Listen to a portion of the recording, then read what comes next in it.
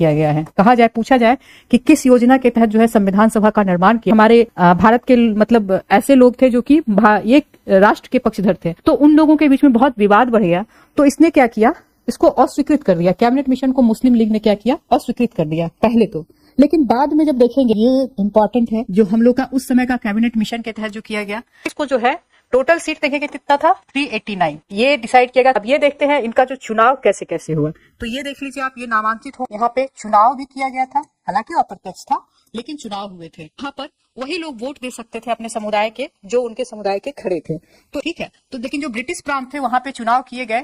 वहां पे देखते हैं कि कौन कौन सदस्य ब्रिटिश प्रांत का चुनाव हुआ। लेकिन अगर इसमें बोला जाए तो देशी रियासत ने हिस्सा, संविधान के दर्शन को बताया गया, इसमें संविधान कैसा होगा इसके बारे में। दूसरा है आपका संघ।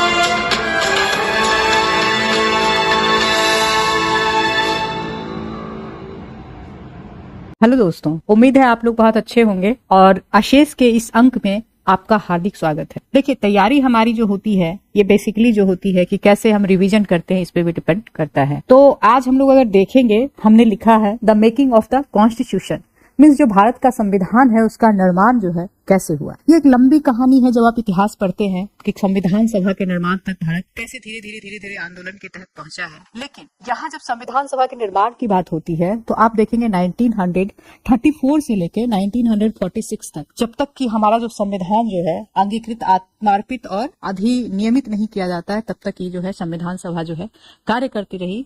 और इसने जो है संविधान का, एक ऐसे संविधान का निर्माण किया जिसमें भारत के सभी लोग आज भी सामंजस्य पूर्वक रहने की स्थिति में। इतना बड़ा संविधान और इतने सारे यहाँ पे डिस्कशन हुए लोगों के बीच में, तब जाके एक ऐसा संविधान बना जिसने सभी नागरिकों के लिए कुछ न कुछ दिया।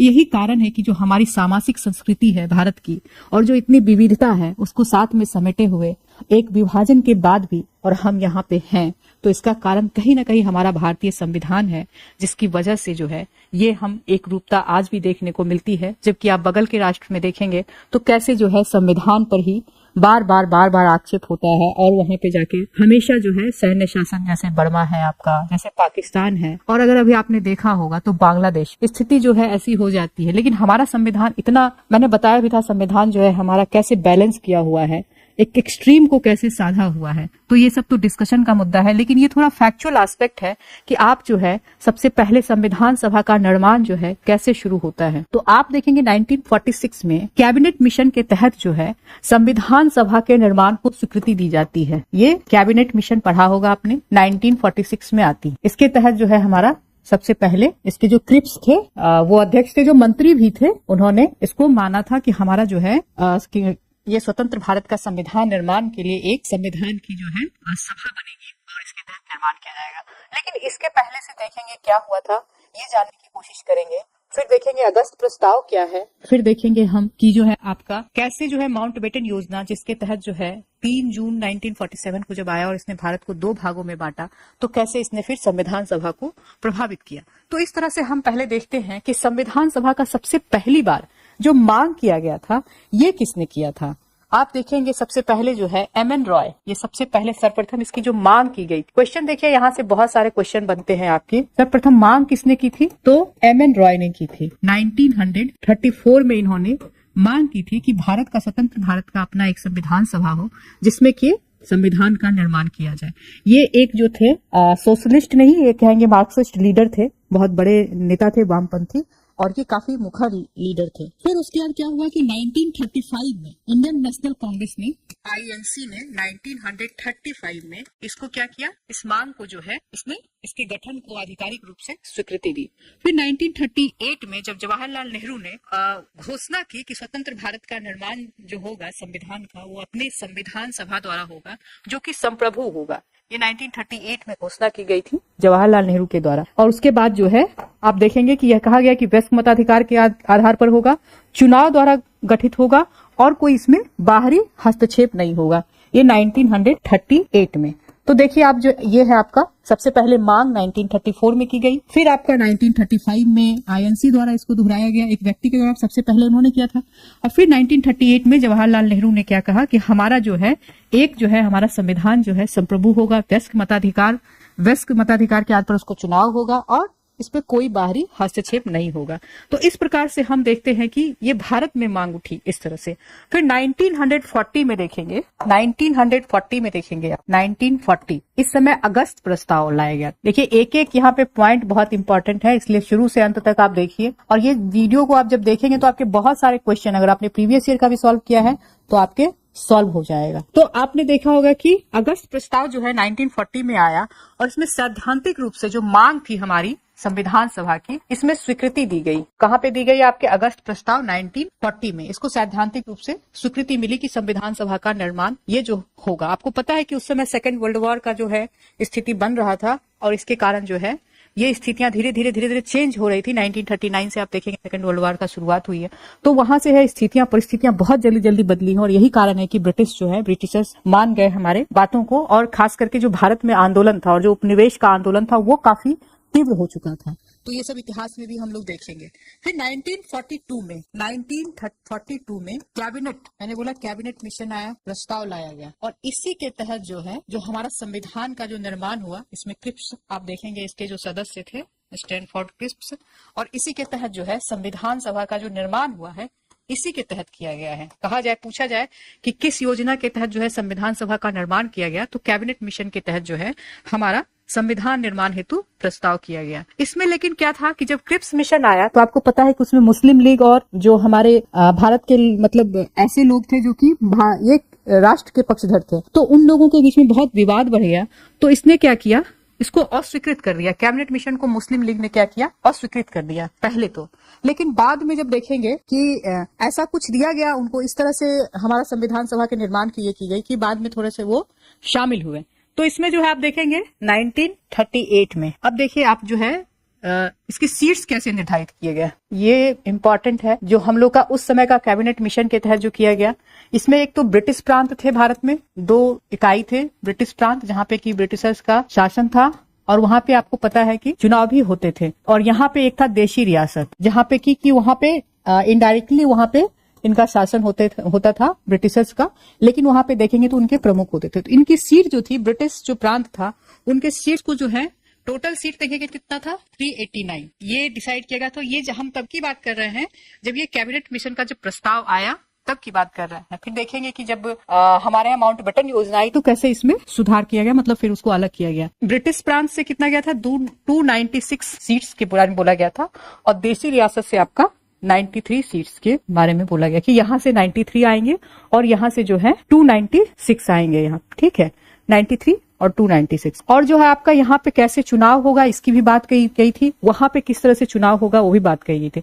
तो इसमें जो 292 सीट थे, 292 जो सीट थे, ये आपके गवर्नर का जहाँ पे शासन था डायरेक्ट उनके द्वारा चुने सदस्य आए थे, और दूसरे जो 4 सीट बच जाती है वहां पे आयुक्त का शासन था। तो मुख्य आयुक्त के द्वारा, ये गवर्नर के प्रांत कहे गए, और यहाँ पे मुख्य आयुक्त का 4 लोग के एक सीटें यहाँ से चुनी आने की बात कही गई। और वहां पर जो चुनाव की बात कही गई, वहां के जो रियासत के जो प्रमुख होते हैं वो नामांकित करेंगे, मतलब उनका जो है नामांकन किया जाएगा वहां के रियासत के द्वारा जो प्रमुख हैं। अब ये देखते हैं इनका जो चुनाव कैसे कैसे हुआ, तो ये देख लीजिए आप, ये नामांकित होंगे, और यहाँ पर जो था अप्रत्यक्ष प्रणाली से चुनाव हुआ, जिसको कि अभी आप राष्ट्रपति का शासन का देखते हैं, एकल संक्रमणीय मत के माध्यम से समानुपातिक प्रतिनिधित्व द्वारा इसका चुनाव किया गया। तो हम देखते हैं इस प्रकार से क्या है, आंशिक रूप से जो चुनाव भी हुआ यहाँ पे, अगर आप देखेंगे तो दोनों तरह की चीजें, अगर पूछा जाए कि खाली चुनाव के माध्यम से हुआ था या कैसे हुआ था, तो आंशिक रूप से आप देखेंगे यहाँ पे चुनाव भी किया गया था, हालांकि अप्रत्यक्ष था लेकिन चुनाव हुए थे। और दूसरा जो था आंशिक रूप से जो आपका था नामांकित भी था, मतलब दोनों पद्धति थी यहाँ पे। तो अगर पूछा जाए आपसे क्वेश्चन तो क्या है, यहाँ पे दोनों के माध्यम से यहाँ पे चुनाव किए गए थे। अब देखिए इसमें क्या पूर्ण मताधिकार, जैसे आप कहते हैं अभी क्या है सार्वभौमिक वयस्क मताधिकार, क्या इसका प्रयोग किया गया था अथवा नहीं किया गया था? तो यहाँ पे देखेंगे कि सार्वभौमिक वयस्क मताधिकार का प्रयोग नहीं किया गया था। मतलब इसका क्या है, वयस्क मताधिकार नहीं किया गया था। मतलब इसका क्या था, सीमित लोगों को, कुछ लोगों को ही चुनाव में भाग लेने का अधिकार दिया गया था। अभी के जैसा नहीं था कि 18 साल से ऊपर सारे लोग उसमें भाग ले सकते थे। तो ये सब जो है आपका समझ में आ गया। अब चलते हैं कि चुनाव जो हुआ इसमें कैसे कैसे सदस्य आए, कितने सदस्य कहाँ से चुन के आए। हाँ, इसमें ये बताया गया था आपका कि जो यहाँ पे चुनाव प्रांत में जो चुनाव हुए, मतलब जो ब्रिटिश भारत के जो प्रांत थे, इसमें 3 भाग में सीट को बांटा गया था। एक तो थे मुस्लिम, दूसरा था सिख और तीसरा था सामान्य, मतलब जनरल। जनरल में उनको रखा गया था जो कि ना मुस्लिम में आते हैं और ना सिख में आते हैं। तो 3 भाग पे जो है सीट को डिवाइड किया गया था उनके जनसंख्या के आधार पे। और जो है यहाँ पर वही लोग वोट दे सकते थे अपने समुदाय के जो उनके समुदाय के खड़े थे। तो इस प्रकार से देखते हैं एक तरह से कम्युनल वाला जो चीज है यहाँ पे आपको दिखता है। और जनसंख्या कितनी, तो 10 लाख पर 1 सीट निर्धारित की गई जनसंख्या के आधार पर। तो ये सब चीजें आपका देखिए कहीं से भी क्वेश्चन पूछा जा सकता है इससे संबंधित। ठीक है, अब आगे बढ़ते हैं हम लोग। अब देखिए जब चुनाव हुए ब्रिटिश भारत के जो 90, अब इसमें कितने कितने सीट हुए, जैसे मैंने कहा था 296 पर ब्रिटिश प्रांत में जो हुए। लेकिन इसमें पता आपको कि इसमें देशी रियासत ने इस चुनाव में हिस्सा लेने से मना कर दिया। मतलब देशी रियासतों का कोई भी व्यक्ति यहाँ पे चुनाव में शामिल नहीं हुआ। ठीक है, तो लेकिन जो ब्रिटिश प्रांत थे वहां पे चुनाव किए गए। वहां पे देखते हैं कि कौन कौन सदस्य मतलब कहाँ कहाँ से चुन के आए। देखेंगे इंडियन नेशनल कांग्रेस सबसे बड़ी पार्टी बन के आई। इसकी कितनी सीटें थी आपके, ये देखिए आपके 208। फिर आप देखेंगे मुस्लिम लीग, मैंने कहा था कि मुस्लिम लीग बाद में शामिल हुआ, हालांकि उसको मना किया था। लेकिन मुस्लिम लीग की सीटें कितनी थी, 73। और जो बाकी सीटें थी, बाकी जो बची आपकी 15, ये 15 जो सीटें थी ये किसकी थी आपकी, जो स्वतंत्र रूप से उस चुनाव में हिस्सा लिए। अभी भी निर्दलीय वगैरह होता है, उस तरह स्वतंत्र रूप से वहां पे जो हिस्सा लिए उसके 15 सीटें थी यहाँ पे। तो इस प्रकार से देखेंगे ब्रिटिश प्रांत का चुनाव हुआ। लेकिन अगर इसमें बोला जाए तो देशी रियासत ने हिस्सा नहीं लिया था इस चुनाव में, ये आपका एक फैक्ट है। ठीक है, उनकी इसीलिए 93 सीटों को यहाँ पे नहीं शामिल किया गया, 296 सीट को शामिल किया गया। लगभग जो है इसमें ये कहा गया, हालांकि ये सीमित मताधिकार था, लेकिन लगभग इस तरह से चुनाव हुआ कि सारे लोग, सारे वर्ग के लोग आए, इसमें स्त्रियां भी थी और सारे जो है समुदाय के लोग आए। तो ये देखा जाए तो एक तरह से जो है ऐसा बना कि सभी लोग आए। लेकिन इसमें गांधी जी और जिन्ना को छोड़ के, मोहम्मद अली जिन्ना और गांधी जी, इन दोनों को छोड़ के बाकी बहुत बड़े बड़े हस्ती सब यहाँ पे चुन के आए। अब देखते हैं कि इनकी कार्य प्रणाली क्या थी, वर्क सिस्टम देखते हैं इनका कैसा था। अगर इसको आप अच्छे से समझेंगे तो बहुत अच्छे से आपको मार्क्स मिलेंगे, मतलब आपके क्वेश्चन गलत नहीं होंगे। तो सबसे देखते हैं आप यहाँ पर कि पहली बैठक जो हुई कब हुई। इसमें क्वेश्चन देखिए यहाँ से भी तुरंत आता है, बहुत बार पूछा गया। पहली बैठक कब हुई, 9 दिसंबर 1946 को। जुलाई अगस्त में चुनाव हुआ, फिर पहली बैठक जो है 9 दिसंबर 1946 को हुआ। लेकिन यहाँ पर आप देखेंगे कि मुस्लिम लीग चुनाव में तो भाग ली, लेकिन मुस्लिम लीग ने इसका क्या किया, बहिष्कार कर दिया संविधान सभा का। क्यों किया बहिष्कार, क्योंकि ये जो है पाकिस्तान की मांग जो है वहां पे जोर पकड़ने लगी, पाकिस्तान की मांग करने लगे। और यहाँ से जो है तो ये देखेंगे कि अगर ये चुनाव प्रणाली में पूछा जाए क्वेश्चन कि ये इन्होंने संविधान सभा के चुनाव में भाग लिया तो लिया, लेकिन ये जो है बाद में इसका बहिष्कार करने लगे, तो इसका बैठक में जो है हिस्सा नहीं लिए। उसके बाद क्या हुआ कि कितने सदस्य लिए फिर, तो 211 सदस्य ने, जो पहली बैठक हुई उसमें कितने लोग भाग लिए, 211 सदस्यों ने ही भाग लिया। ऐसा इसलिए क्योंकि मुस्लिम लीग ने भी नहीं लिया और देशी रियासत से चुन के ही नहीं आए थे। और इसके सबसे वरिष्ठ सदस्य कौन थे, वरिष्ठतम सदस्य जो थे आपके डॉक्टर सच्चिदानंद सिन्हा। सच्चिदानंद सिन्हा थे, ये जो है आपके पहले जो है इसके अध्यक्ष बनाए गए। आपको पता है कि जो है अस्थायी अध्यक्ष पहला जो बने, कौन बने, ये अस्थायी अध्यक्ष। अभी भी आप देखते होंगे जब बैठक होती है संसद की, पहली जब चुनाव के बाद तो पहला एक चुना जाता है, उसके बाद चुनाव होता है कि कौन अस्थायी अध्यक्ष होगा। तो जस्ट उसी प्रणाली के तहत जो है पहला अस्थायी को चुना गया जो सबसे वरिष्ठतम थे, और उसके बाद जो है उसमें चुनाव किया गया कि कौन उसके अध्यक्ष होंगे। अब देखिए, अब जो है आपका फिर 11 दिसंबर 1946 को डॉक्टर राजेंद्र प्रसाद को पहला अध्यक्ष चुनाया गया। वो क्या थे, अस्थायी अध्यक्ष थे पहले, ये अध्यक्ष अस्थायी अध्यक्ष हो गए। अब यही अंत तक रहे अध्यक्ष, और पहले राष्ट्रपति भी हमारे यही बने। अध्यक्ष चुना गया, और जो आपके उपाध्यक्ष थे एच.सी. मुखर्जी, ये उपाध्यक्ष इनको चुना गया। तो ये दोनों भी इंपॉर्टेंट है। अध्यक्ष पहले तो आपके अस्थायी अध्यक्ष कौन थे, डॉक्टर सच्चिदानंद सिन्हा, फिर जो है आपके अध्यक्ष कौन हुए, अस्थायी, और उपाध्यक्ष कौन हुए। और जो बी.एन. रॉय थे, ये बहुत इंपॉर्टेंट पर्सन है। बी.एन. रॉय, ये आपके संवैधानिक सलाहकार, विभिन्न देशों में जाकर जो संविधान को पढ़ना था और सबसे संविधान का जो लेना था, जो हम लोगों ने लिया है, जैसे यूएसए से लिया है, ब्रिटेन से तो है ही, उसके बाद जर्मनी से, फ्रांस से, तो सारा काम ये कौन किया था, इन्होंने, बी.एन. रॉय ने, जो संवैधानिक सलाहकार थे। तो ये भी बहुत इंपॉर्टेंट पर्सनालिटी है आपके BN रॉय, डॉक्टर सच्चिदानंद सिन्हा, डॉक्टर राजेंद्र प्रसाद और HC मुखर्जी। इसको भी आप देख लीजिएगा। फिर हम आते हैं अगला। अब क्या हुआ कि 13 दिसंबर, जब 9 दिसंबर को वहां पे अध्यक्ष चुना गया, तो 13 दिसंबर ये बहुत इंपॉर्टेंट था, 1946 को उद्देश्य प्रस्ताव पारित किया गया। ये आपको पता है कौन किए थे? जवाहरलाल नेहरू किए थे।